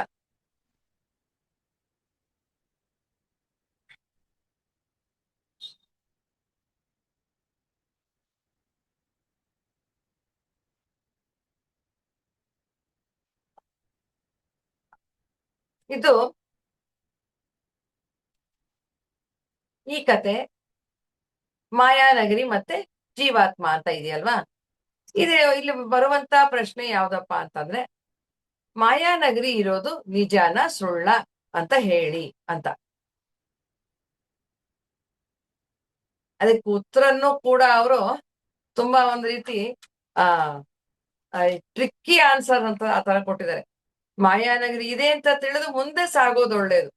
ಅಂದ್ರೆ ಮಾಯೆ ಅನ್ನೋದು ಇದೆಯಾ ಇಲ್ವಾ ನಿಜ ಹೇಳಿ ಅಂತ ನೀವೇನಾದ್ರೂ ಯೋಚನೆ ಮಾಡ್ತಾ ನಿಂತ್ರೆ ನೀವ್ ಅಲ್ಲೇ ಉಳ್ಕೊಂಡ್ಬಿಡ್ತೀರಾ. ತಲೆ ಕೆಡ್ಸ್ಕೊಬಿಡಿ, ನೀವು ಇದೆ ಅನ್ಕೊಂಡ್ ಮುಂದೆ ಹೊಟ್ಟೋಗ್ಬಿಡಿ. ಆ ಮಾಯಾನಗರಿಗೆ ಏನಾದ್ರೂ ಒಂದು ಹೆಸರು ಕೊಡಿ, ಅದ್ ಕೊನೆಲ್ ಗೊತ್ತಾಗುತ್ತೆ. ಆ ಸುಂದರಿ ಹೆಸರೇನು ಅದು ಕೊನೆಲ್ ಗೊತ್ತಾಗುತ್ತೆ. ಮಹಾತ್ಮರ ಹೆಸರೇನು ಅದು ಕೊನೆಲ್ ಗೊತ್ತಾಗುತ್ತೆ. ಆ ಬುಟ್ಟಿಲ್ ಕೇವಲ ಒಂದೇ ಒಂದ್ ಹೂವಿದೆ ಅಂದ್ರಲ್ಲ, ಆ ಸುಂದರಿ ಕೇಳಿದಾಗ ಆ ಮಹಾತ್ಮರದೆಲ್ಲ ನಿನಗೆ ತಿಳಿಯೋಲ್ಲ ಅಂತ ಹೇಳಿದ್ರಲ್ಲ, ಯಾಕೆ ಹಂಗ್ ಹೇಳಿದ್ರು? ಅವ್ರು ಹೇಳ್ತಾರೆ, ಆ ಸುಂದರಿ ಬುದ್ಧಿವಂತೆ ಆಗಿದ್ಲು, ಆದ್ರೂ ಕೂಡ ಇವ್ನು ನನ್ನ ಮಗ ಅನ್ನೋ ಮೋಹ ಇತ್ತು. ಆ ಮಹಾತ್ಮರಿಗೆ ಅವಳಿಗೆ ಆಧ್ಯಾತ್ಮಿಕ ವಿಷಯ ಏನೋ ತಿಳಿದಿಲ್ಲ. ಅವರದೆಲ್ಲ ಅದರಿಂದ ಅವಳಿಗೆ ಆಧ್ಯಾತ್ಮಿಕತೆ ಬಗ್ಗೆ ಹೇಳಿದ್ರೆ ಅರ್ಥ ಆಗಲ್ಲ ಅಂತ ನಿಂಗೆ ಅದೆಲ್ಲ ಗೊತ್ತಾಗಲ್ಲ ಬಿಡು ಅಂತ ಹೇಳ್ಬಿಟ್ರು. ಆ 4 ಹೂವುಗಳ ಹೆಸರು ಏನು ನೋಡಿ, ಎಷ್ಟು ಸುಂದರವಾಗಿ ಹೇಳ್ತಾರೆ.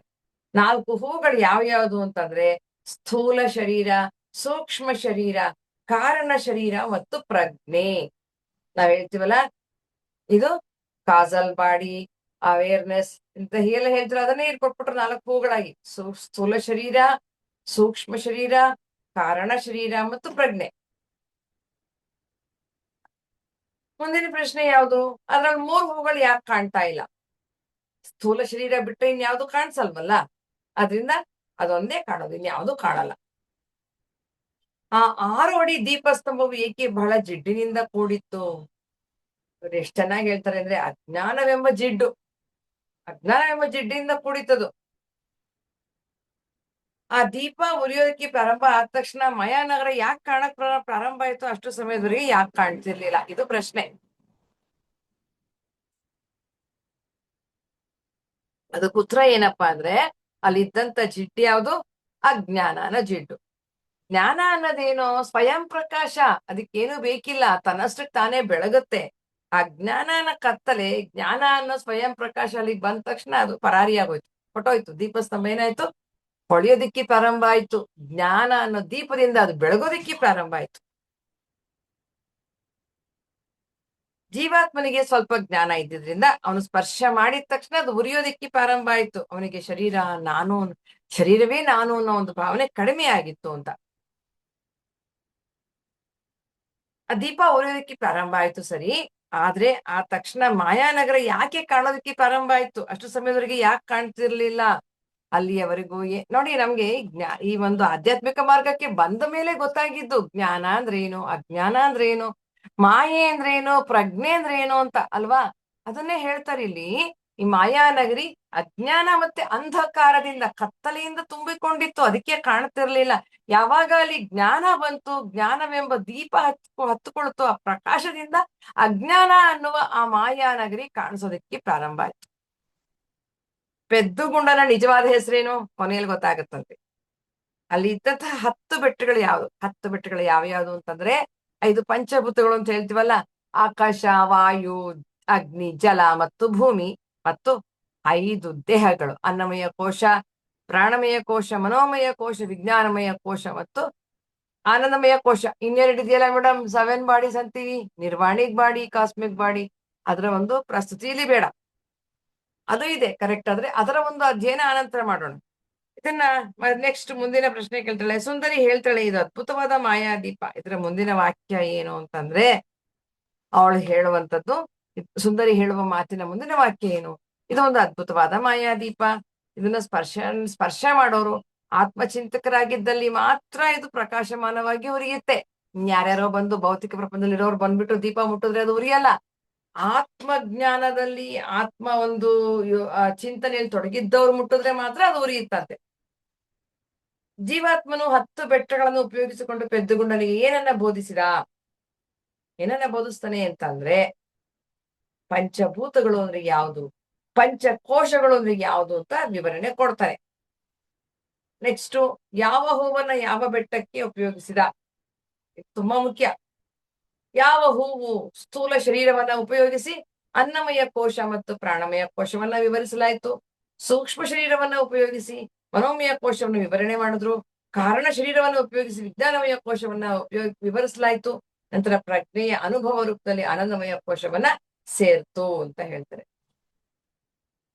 ಇದು ಬಹಳ ಮುಖ್ಯ ಸ್ನೇಹಿತರೆ. ನಮ್ಮ ಒಂದು ಆಧ್ಯಾತ್ಮಿಕ ಸಾಧನೆಯಲ್ಲಿ ಈ 7 ಶರೀರಗಳು, 7 ಮತ್ತೆ ಈ 3 ದೇಹಗಳು ಯಾವ್ಯಾವ್ದಿದೆ, ಇದರ ಅಧ್ಯಯನ, ಇದನ್ನ ನೆನ್ಪಿಟ್ಕೊಳ್ಳೋದು ಬಹಳ ಮುಖ್ಯ ಆಗತ್ತೆ. ನೆಕ್ಸ್ಟ್, ಪೆದ್ದುಗುಂಡ ಯಾವ ಬೆಟ್ಟ ಹತ್ತಕ್ ಹೋಗಿ ತನ್ನ ಶರೀರದ ಭಾಗನ ಸುಟ್ಕೊಂಡ್ಬಿಟ್ಟ ಅಂತ ಕೇಳ್ತಾರೆ. ಅಗ್ನಿ ಅನ್ನೋ ಬೆಟ್ಟ ಹತ್ತಕ್ ಹೋಗಿದ್ದಕ್ಕೆ ಅವ್ನು ಸುಟ್ಕೊಂಡ್ಬಿಟ್ನಂತೆ. ಅವನಿಗೆ ಸೂರ್ಯನ ಶಾಖದಿಂದ ತಲೆ ಸುಡದೆ ಕೆಳಗಿನ ಭಾಗ ಸುಡ್ತು ಯಾಕೆ?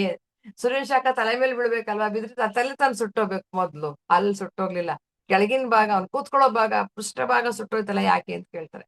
ಅಗ್ನಿಯ ಮೇಲೆ ಕುಳಿತುಕೊಂಡ, ಅದ್ರ ಸಲುವಾಗಿ ಸುಟ್ಟು ಹೋಯ್ತು. ಸೂರ್ಯನ ಶಾಖದಿಂದ ಅಲ್ಲ, ಅಗ್ನಿ ಮೇಲೆ ಅಂತ ಹೇಳ್ತಾರೆ ಇಲ್ಲಿ.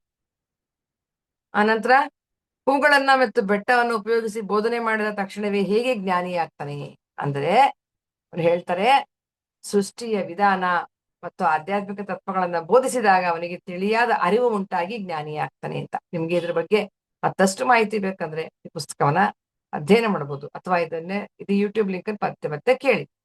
ಸೃಷ್ಟಿಯ ವಿಧಾನ ಮತ್ತು ಆಧ್ಯಾತ್ಮಿಕ ತತ್ವ ಎರಡನ್ನೂ ಬೋಧಿಸಿದಾಗ ಅವನಿಗೆ ತಿಳಿಯಾದ ಅರಿವು ಉಂಟಾಗತ್ತೆ, ಆಗ ಅವನು ಜ್ಞಾನಿ ಆಗ್ತಾನೆ ಅಂತ. ಕಲ್ಯಾಣ ಮಂಟಪದಲ್ಲಿ ನಡೀತಾ ಇದ್ದಂತ ಸಮಾರಂಭ ಯಾವುದು ಅಂತ ಕೇಳ್ತಾರೆ. ಆ ಉತ್ತರನ್ನು ಕೊನೆಯಲ್ಲಿ ಹೇಳ್ತಾರೆ. ಆ ಸುಂದರಿ ಕೇಳಿದ 3 ಪ್ರಶ್ನೆಗಳು ಯಾವುದು? ಆಕೆ ಹೇಳ್ತಾಳೆ, ನೀವು ನನ್ನ ಮಗನನ್ನ ಆತ್ಮಜ್ಞಾನಿಯನ್ನಾಗಿ ಮಾಡಲಿಲ್ಲ ಯಾಕೆ? ನೀವು ಆತ್ಮವಿಚಾರದಲ್ಲಿ ಈ ಮಟ್ಟದವರೆಗೆ ಮುಂದುವರಿದಿದ್ದೀರಿ ಹೇಗೆ? ಹಾಗಾದರೆ ನೀವು ನನ್ನ ಮನೆಯಲ್ಲಿಯೇ ಪೆದ್ದುಗುಂಡನನ್ನು ಪೂರ್ಣಜ್ಞಾನಿಯನ್ನಾಗಿ ಮಾಡುವ ಶಕ್ತಿ ನನಗೆ ಇಲ್ಲವೆಂದು ಯಾಕೆ ತಿಳಿಸ್ಲಿಲ್ಲ? ಇದು 3 ಪ್ರಶ್ನೆಯನ್ನ ಕೇಳ್ತಾಳವಳು. ಜೀವಾತ್ಮ ನೀಡಿದ ಉತ್ತರ ಏನು? ಜೀವಾತ್ಮರು ಹೇಳ್ತಾರೆ, ಅನ್ನಮಯ ಕೋಶ ಮತ್ತು ಪ್ರಾಣಮಯ ಕೋಶಕ್ಕೆ ಸಂಬಂಧಿಸಿದ ವಿಷಯಗಳಲ್ಲಿ ಮಾತ್ರ ನನಗೆ ಜ್ಞಾನ ಇತ್ತು. ನಾನು ಈ ಶರೀರ ಅಲ್ಲ, ಆತ್ಮನೇ ನಾನು ಅಂತ ಚಿಂತಿಸಿ ಈ ಮಟ್ಟದವರೆಗೆ ಬಂದಿದ್ದೀನಿ. ನಿನಗೆ ತಿಳಿದ ವಿಷಯಗಳನ್ನ ಯಾರೇ ನಿನ್ನಲ್ಲಿ ಬಂದು ಹೇಳಿಕೊಡುವಂತೆ ಕೇಳಿದ್ರು ನಾನು ಅವರಿಗೆ ನಿರ್ವಂಚನೆಯಿಂದ ಹೇಳಿಕೊಡ್ತೀನಿ. ಇದು ನನ್ನ ಗುರುವು ನನಗೆ ಕೊಟ್ಟಿರುವಂತಹ ಒಂದು ಆದೇಶ ಅಂತ ಹೇಳ್ತಾರೆ. ನೆಕ್ಸ್ಟ್ ಅವ್ರು ಕೇಳೋ ಪ್ರಶ್ನೆ, ತಾಯಿ ಕೇಳಿದ ಪ್ರಶ್ನೆಗಳಿಗೆ ಪೆದ್ದುಗುಂಡನ ಉತ್ತರವನ್ನು ನೀಡ್ತಾನಾ ಇಲ್ವಾ ಅಂತ ಕೇಳಿದಾಗ ಅವ್ರು ಹೇಳ್ತಾರೆ, ಈ ಶರೀರ ನಾನಲ್ಲ, ಆತ್ಮವೇ ನಾನು ಅಂತ ಹೇಳ್ಬಿಟ್ಟ ಅವ್ರ ಅಮ್ಮನಿಗೆ ಅಂತ. ನೆಕ್ಸ್ಟ್ ಕೊಡುವಂತ ಪ್ರಶ್ನೆ,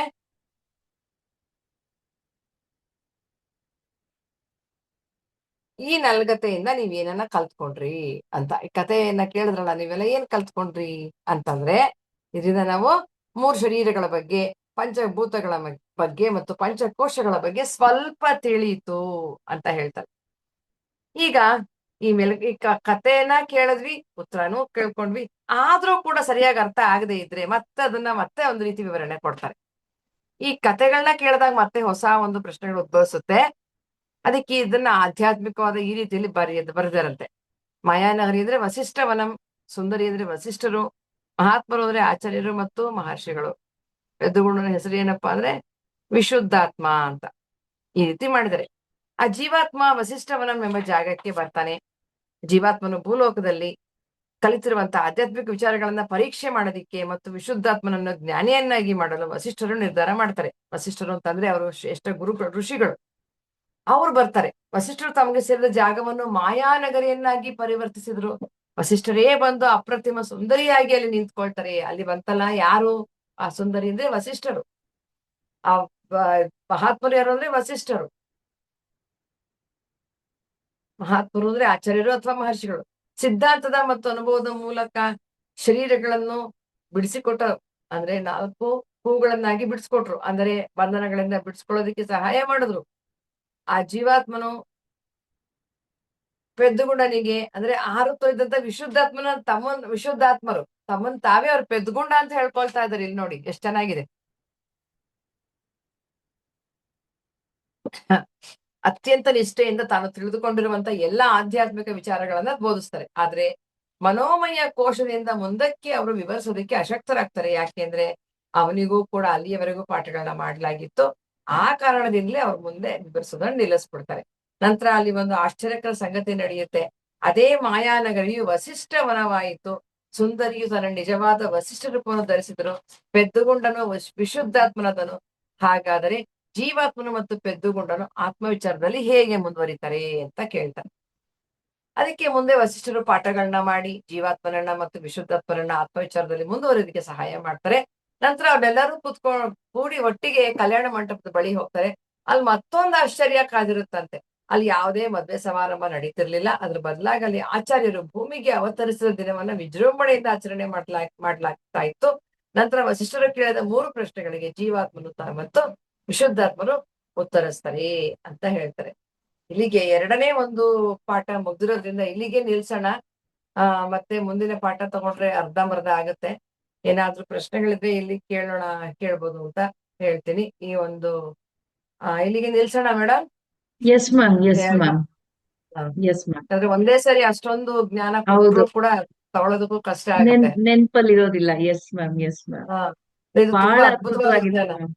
ನಿಜವಾಗ್ಲೂನು ಎಷ್ಟು ಆಧ್ಯಾತ್ಮಿಕತೆಯನ್ನ ಕತೆ ಮೂಲಕ ಹೂವಿಗೆ ಹೋಲ್ಸ್ಕೊತಾ, ಕಟ್ಟಡಕ್ಕೆ ಹೋಲ್ಸ್ಕೊಳ್ತಾ ಎಷ್ಟು ಚೆನ್ನಾಗಿ ಎಕ್ಸ್ಪ್ಲೈನ್ ಮಾಡಿದ್ದಾರೆ ಆ ಪುಸ್ತಕದಲ್ಲಿ. ನೀವು ಕೂಡ ಅಷ್ಟು ಸರಳವಾಗಿ ತುಂಬಾ ಚೆನ್ನಾಗಿ ಹೇಳ್ಕೊಟ್ರಿ ಇವತ್ತು. ವಿಶುದ್ಧಾತ್ಮ, ಜೀವಾತ್ಮ, ಮತ್ತೆ ಅಹಂಕಾರ, ಚಿತ್ತ, ಯಾರಿಗೆಲ್ಲ ಇದೆಲ್ಲ ಇರುತ್ತೋ ಅದನ್ನ ಬೆಟ್ಟ ಹತ್ಲಿಕ್ಕೆ ಆಗೋದಿಲ್ಲ ಅನ್ನೋ ವಿಚಾರಗಳು. ಎಲ್ಲಾ ಸುಟ್ರುನು ಆ ಚಾವಣಿ ಸುಟ್ಲಿಲ್ಲ ಅಂದ್ರೆ ಅಹಂಕಾರ ಅನ್ನೋದು ಚಿತ್ತದಲ್ಲಿ ಇನ್ನ ಉಳ್ಕೊಂಡಿದೆ ಅನ್ನೋ ಒಂದು ಸೂಚನೆ ಎಷ್ಟು ಚೆನ್ನಾಗಿ ಅವರು ಲಿಂಕ್ ಮಾಡಿದಾರೆ ನೋಡಿ ಎಲ್ಲವನ್ನು. ತುಂಬಾ ಚೆನ್ನಾಗಿದೆ. ಆ ಬೆಂಕಿ ಹಚ್ಚೋದು ಅಂದ್ರೆ ಅಲ್ಲಿರತಕ್ಕಂತಹ ಅಜ್ಞಾನವನ್ನ, ಜ್ಞಾನದ ಜ್ಯೋತಿಯನ್ನ ಬೆಳಗಿ ಅಜ್ಞಾನವನ್ನ ನೋಡೋದು ಎಷ್ಟಿದೆ ಅನ್ನುವಂಥದ್ದು. ಮೊದಲನೇ ಕಥೆಯಲ್ಲಿ ಈ ಒಂದು ಏನಲ್ಲ ಅದು, ನಾವು ಯಾರು, ನಾವು ದೇಹ ಅಲ್ಲ, ಆತ್ಮ ಸ್ವರೂಪಿಗಳು ಅಂತ ತಿಳ್ಕೊಳ್ಬೇಕಂದ್ರೆ ಏನೆಲ್ಲ ಬರ್ತವೆ ಜೀವನದಲ್ಲಿ ಅನ್ನೋ ವಿಚಾರಗಳು ಆ ಒಂದು ಕಥೆಯಲ್ಲಿ ನಾನು ಕೇಳಿಸ್ಕೊಂಡಂಗಾಯ್ತು ಮ್ಯಾಮ್. ಬಹಳ ಚೆನ್ನಾಗಿತ್ತು ಆ ಕತೆ. ನೆಕ್ಸ್ಟ್ ಅಲ್ಲಿ ಬಂದ್ರೆ ಆಗ್ಲೇ ಪಂಚಭೂತಗಳು ಮತ್ತೆ ಪಂಚಕೋಶಗಳ ಬಗ್ಗೆ ಅದ್ಭುತವಾಗಿ ಆ ಹೂವಿನ ಪುಟ್ಟಿ ಅಲ್ಲಿ 4 ಹೂಗಳು ಇರ್ಬೇಕಾಗಿತ್ತು. ಯಾಕೆ ಕಾಣಿಸ್ತಿಲ್ಲ ಅಂದಾಗ ನಂಗೆ ಏನಿರ್ಬೋದು ಇದು ಅಂತ ಅಳ್ಕೊಳ್ತಾ ಇದ್ದೆ. ಬಟ್ ಅಲ್ಲಿ ಒಂದು ಸ್ಥೂಲ ಶರೀರ, ಇನ್ನ 3 ಬಂದು ಸೂಕ್ಷ್ಮ ಶರೀರ ಆಗಿರೋದ್ರಿಂದ ಅದು ಕಾಣಿಸ್ತಾ ಇಲ್ಲ. ಎಷ್ಟು ಚೆನ್ನಾಗಿ ಅದನ್ನ ಹೂವಿಗೆ ಹೋಲ್ಸಿದ್ದಾರೆ. ಮತ್ತೆ ಆಕೆ ತನ್ನ ಮಗನ ಪೆದ್ದನ್ನ ಯಾವ ರೀತಿ ಬುದ್ಧಿವಂತನಾಗಿ ಮಾಡ್ಬೇಕು ಅನ್ನೋ ಜ್ಞಾನವನ್ನ ಅಲ್ಲಿ ತಗೊಳ್ತಾ ಇದ್ದಾಳೆ. ಸೊ ಅದ್ಭುತವಾಗಿ ಇವತ್ತಿನ ವಿಚಾರವನ್ನ ತಿಳಿಸ್ಕೊಟ್ಟಿದ್ರಿ. ತುಂಬಾ ಕಥೆಯ ಮೂಲಕ ಮತ್ತೆ ಅಲ್ಲೇ ಅವರೇ ಪ್ರಶ್ನೆಗಳನ್ನ ಕೇಳುವ ಮೂಲಕ ಇನ್ನ ನಮ್ಗೆ ಈಸಿಯಾಗಿ ಅರ್ಥ ಆಗ್ಲಿಕ್ಕೆ ಚೆನ್ನಾಗಿದೆ ಮ್ಯಾಮ್. ಇದು ಹೇಳ್ಬೇಕಂದ್ರೆ ಇದು ಸ್ಟೋರಿ ಮುಂದುವರಿಸಿ ma'am. Thank you so much. ಅದ್ಭುತವಾಗಿ ಇವತ್ತು ಮೂಡಿ ಬಂತು 2 ಕಥೆಗಳು ಕೂಡ. ಅಲ್ಲಿರತಕ್ಕಂತ ಪ್ರಶ್ನೆಗಳು ಮತ್ತೆ ಆ ಒಂದು ಹಿಂಟ್ಸ್ ಏನಿರ್ಬೋದು ಅನ್ನೋ ಕುತೂಹಲ. Thank you ma'am, thank you so much. PCSB ಕಡೆಯಿಂದ ನಿಮಗೆ ತುಂಬ ಹೃದಯದ ಧನ್ಯವಾದಗಳನ್ನ ಸಲ್ಲಿಸ್ತೀನಿ. ಮಾಸ್ಟರ್ಸ್, ನೀವ್ ಯಾರಾದ್ರೂ ನಿಮ್ಮ ಒಂದು ಅಭಿಪ್ರಾಯವನ್ನ ಅಥವಾ ಕ್ವಶನ್ ಏನಾದ್ರು ಇದ್ರೆ, ಅರ್ಥ ಆಗಿಲ್ಲ ಅಂದ್ರೆ ಹ್ಯಾಂಡ್ ರೈಸ್ ಮಾಡಿ ಮೇಡಮ್ ಹತ್ರ ಮಾತಾಡ್ಬೋದು. ಅನ್ಮ್ಯೂಟ್ ಮಾಡ್ಕೊಡ್ತೀನಿ ಮಾಸ್ಟರ್ಸ್.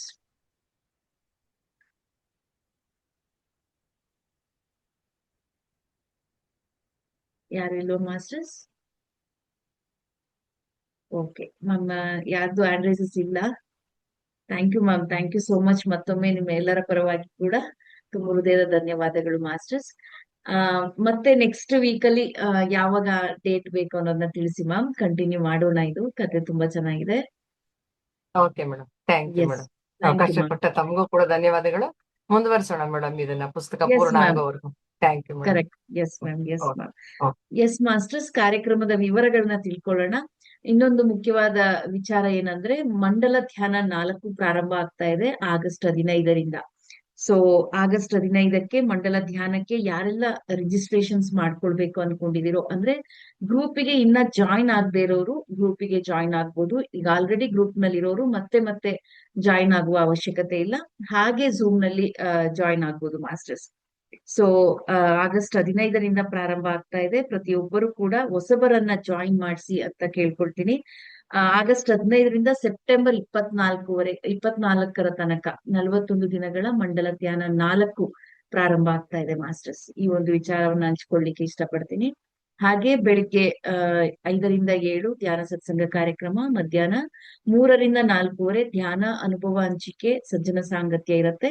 ಮಕ್ಕಳಿಗೋಸ್ಕರ 7:30ಯಿಂದ 8:10ರವರೆಗೆ ಮಕ್ಕಳ ಧ್ಯಾನ, ರಾತ್ರಿ ಮಾರ್ಗದರ್ಶನ ಧ್ಯಾನ 9:30ರಿಂದ 10:30. ಪ್ರತಿದಿನ 4 ಬಾರಿ ಮೂಡಿ ಬರತಕ್ಕಂತಹ ಈ ಒಂದು ಕಾರ್ಯಕ್ರಮಗಳಿಗೆ ಎಲ್ಲರೂ ಕೂಡ ಭಾಗವಹಿಸಿ, ಬರತಕ್ಕಂತಹ ವಿಡಿಯೋಗಳನ್ನ ಶೇರ್ ಮಾಡಿ, ಲೈಕ್ ಮಾಡಿ, ಈ ಚಾನೆಲ್ ನ ಸಬ್ಸ್ಕ್ರೈಬ್ ಮಾಡಿ, ಮಂಡಲ ಧ್ಯಾನಕ್ಕೆ ಹೊಸಬರನ್ನ ಜಾಯಿನ್ ಮಾಡಿಸಿ ಅಂತ ಹೇಳ್ತಾ ಇವತ್ತಿನ ಈ ಸಂಚಿಕೆನ ಇಲ್ಲಿಗೆ ಮುಕ್ತಾಯ ಮಾಡ್ತೀನಿ. ಮತ್ತೊಮ್ಮೆ ಮೇಡಮ್ಗೆ ಥ್ಯಾಂಕ್ ಯು ಹೇಳ್ತಾ, ನಮಸ್ತೆ ಮಾಸ್ಟರ್ಸ್, ಧನ್ಯವಾದಗಳು.